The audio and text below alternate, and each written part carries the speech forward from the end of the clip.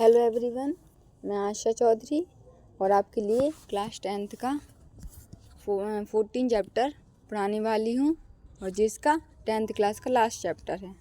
ठीक है, यहाँ पे क्या है, पारस्परिक तंत्र क्या होता है।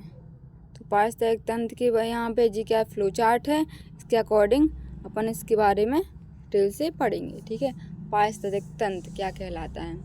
पारस्परिक तंत्र दो प्रकार के होते हैं, जैविक और अजैविक।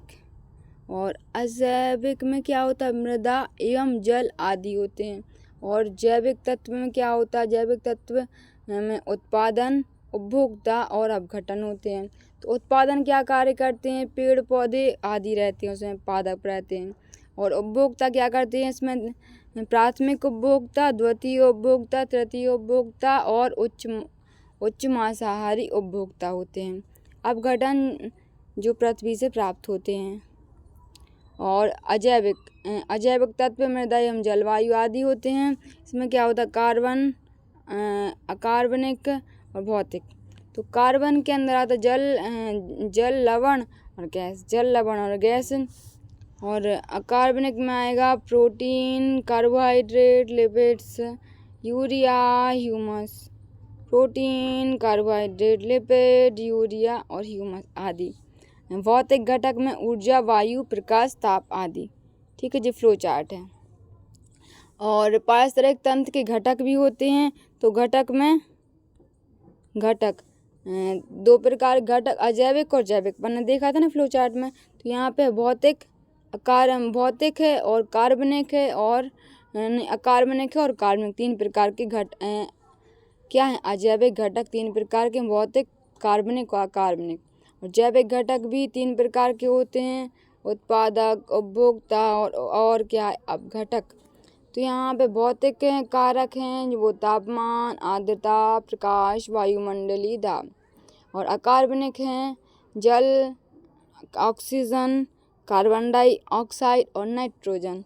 और कार्बनिक पदार्थ हैं protein, carbohydrate, lipid. Protein, carbohydrate,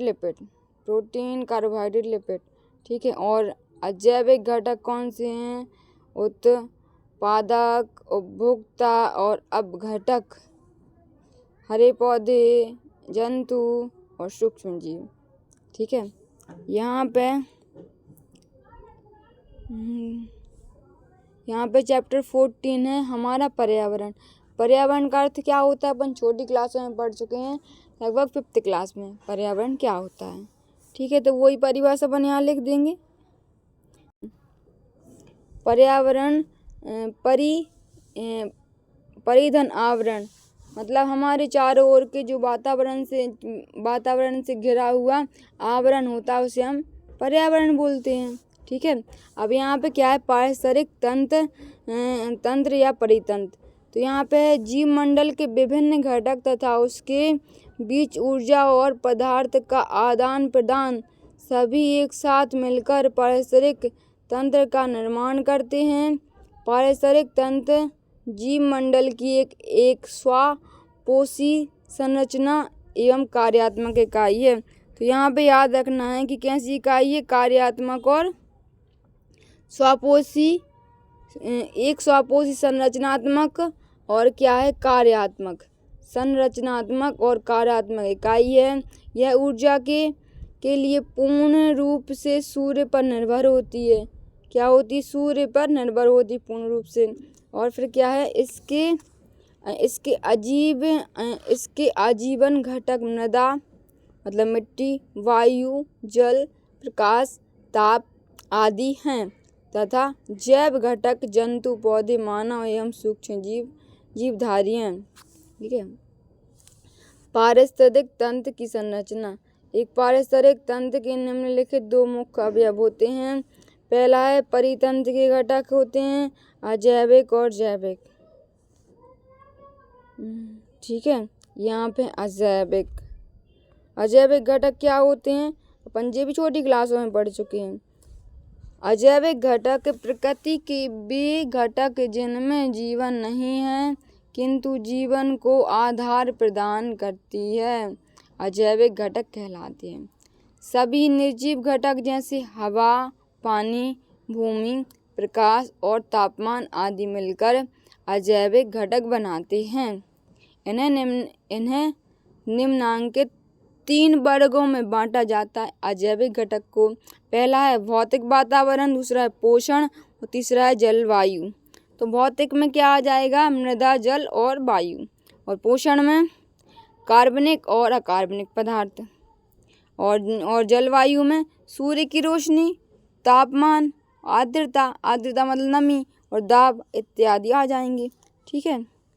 और जलवायु पारिस्थितिक तंत्र में जीवों की संख्या, उनके वितरण, मेटाबॉलिज्म तथा व्यवहार को प्रभावित करती है।